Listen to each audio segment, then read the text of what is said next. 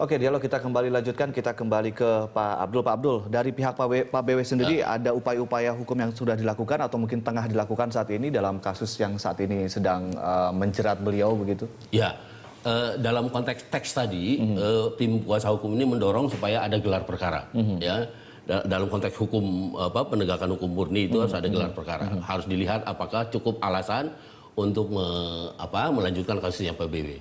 Dan saya kira di situ akan kelihatan nanti. Ya. Itu satu. Yang kedua, kita sebagai bagian komunitas dari advokat Pak BW itu juga ada upaya yang dilakukan melalui Pradi. Umpamanya kemarin ada surat Pradi yang meminta ke Barreskrim untuk mencabut penetapan tersangkanya Pak BW. Yang lain adalah judicial review terhadap pasal 32 Undang-Undang KPK, ya, bahwa penetapan tersangka terhadap pimpinan yang pemberhentian terhadap tersangka harus ditafsirkan secara rigid, harus ada limitasinya. Artinya ini mengkritisi apa yang terjadi kemarin ketika pemberhentian Pak BW. Jadi tidak sembarangan orang umpamanya dituduh pakai tindak pidana yang 2000 tahun yang lalu umpamanya. Artinya dari pihak Pak BW sendiri ingin merevisi untuk peraturan itu untuk sebagai untuk menambah imunitas begitu. Bukan untuk dia, untuk ke depan. Untuk kedepannya. Jadi dalam rangka menambah imunitas untuk dari pihak KPK sendiri gitu ya?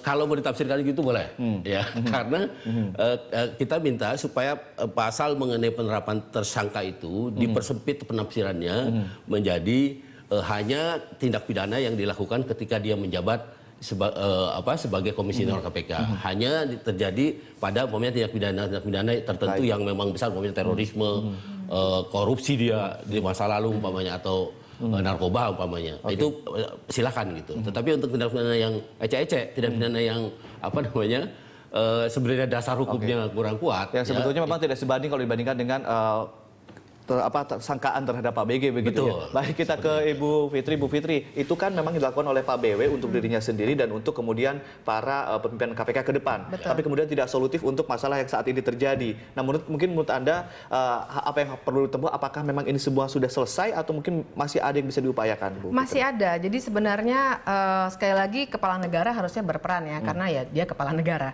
Dan kita melihat ada dua institusi di sini, KPK dan kemudian kepolisian.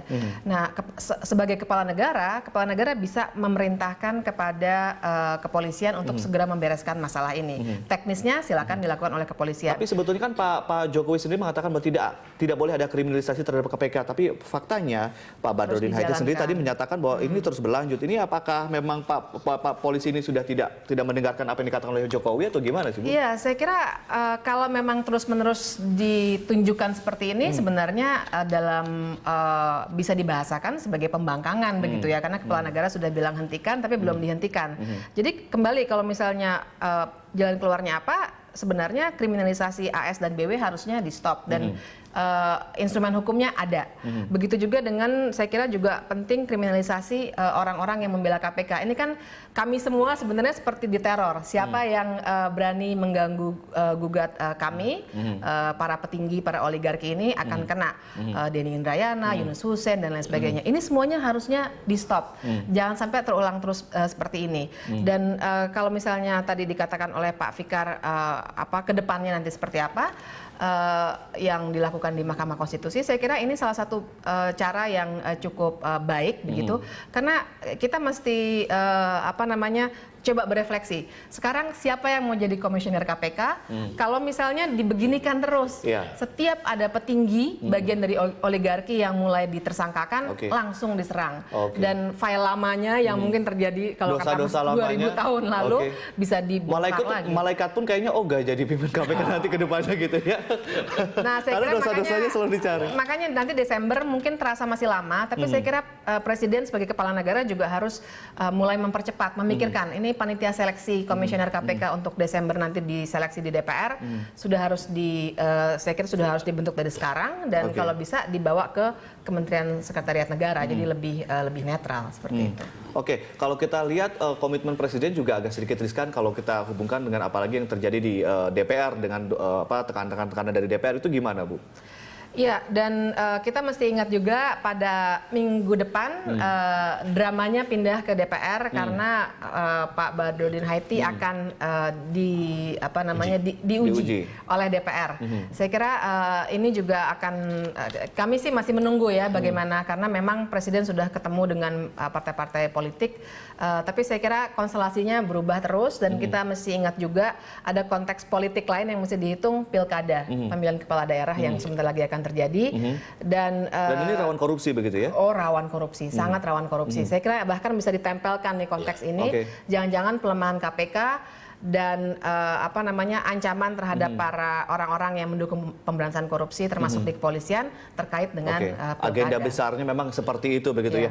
Baik, dari Pak Abdul Fikar mungkin terakhir apa yang ingin Anda sampaikan? Yang saya sampaikan begini, ini terus terang sebenarnya mengganggu demokrasi secara keseluruhan. Karena apa itu tadi ada kriminalisasi terhadap orang yang berbeda pendapat, ada kriminalisasi terhadap orang yang mengkritisi satu keputusan umpamanya seperti Ibu Emong itu ya.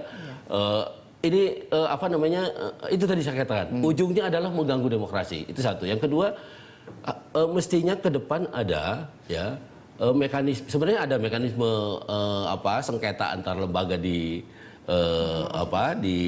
Mahkamah Konstitusi, tapi itu hanya menyangkut lembaga yang tercantum kewenangannya di konstitusi. Ya, untuk di level yang tidak tercantum, umpamanya seperti ini, ya harus ada pola-pola atau ada mekanisme yang formal gitu, yang untuk penyelesaian hal ini, gitu. Artinya ke depan, gitu, tidak jangan hanya penyelesaian satu persoalan seperti ini tadi hanya berujung damai saja tapi tidak menyelesaikan masalah gitu ya. Tidak menyelesaikan masalah yang elemennya gitu. Oleh karena itu harus ada terobosan yang baru. Kita ke Bu Fitri terakhir. Bagaimana kemudian publik bisa percaya kepada 3 penegak hukum, institusi penegak hukum kalau misalnya kasus perselisihan antara mereka terjadi diselesaikan dengan cara seperti ini, Bu. Lalu kemudian dikaitkan dengan apa yang terjadi dengan APBN yang porsinya sangat besar, APBD dan juga pilkada-pilkada gitu.